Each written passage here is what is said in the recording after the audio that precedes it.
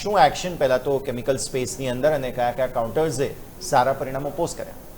Good afternoon yes. જો વાત કરીએ કેમિકલ સેક્ટરની તો ખાસા એવું પરફોર્મન્સ જોવા મળ્યું છે. કેમિકલ સેક્ટરની વાત કરીએ તો રેવન્યુમાં 17% થી 22% જેટલો વધારો જોવા મળ્યો છે.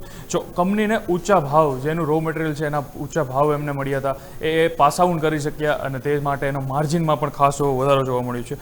જો ઓપરેટિંગ માર્જિનની વાત કરું તો એમાં લગભગ 240 બેસિસ પોઈન્ટનો મતલબ 2.4% વધારો જોવા મળ્યો છે. જો રો મટીરિયલની વાત કરીએ તો એમાં ખાસો ઉછાળો જોવા મળ્યો હતો, જેનાથી એમના માર્જિનમાં ઇમ્પ્રુવમેન્ટ થઈ.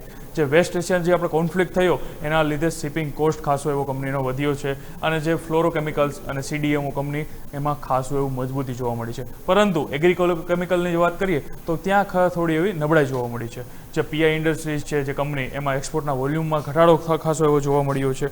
જે Q2માં જે હવે વાત કરીએ તો એના હવે માર્જિન પર દબાણ આવી શકે, વધતા કોસ્ટને લીધે માર્જિન પર દબાણ આવી શકે છે. જે કાચા માલ ભાવ વધવાથી જે નફો છે એ ખાસો ઘટી શકે છે અને યોન છે જે રૂપી સામાન જે નબળો પડવાથી એક્સપોર્ટના જે કંપની જે કરે છે એક્સપોર્ટ, એમને ખાસો એવો ફાયદો પણ થઈ શકે છે. અને કેમિકલ સેક્ટરમાં કેપેક્સ હજી ખાસો એવું ધીમો વધી રહ્યો છે, પણ જે ડોમેસ્ટિક છે ત્યાં કેપેક્સ તો ખાસો વધી રહ્યું છે. અને જે ઊંચા વેલ્યુએશનના કારણે બ્રોકરેજીસ છે જે પણ અત્યારે આગામી ચેવવે છે. અને જે કેમિકલ સેક્ટર છે, જેમ તમને ખ્યાલ છે FCL ને કેમિકલ PI ઇન્ડસ્ટ્રીઝ ને આ બધા સ્ટોકે ખાસો એવું પરફોર્મ કર્યું છે અને આગળ જતાં આ બધા સ્ટોક્સ પણ પર ખાસો Q1માં તો સારું એવું પરફોર્મન્સ આવી ગયું છે.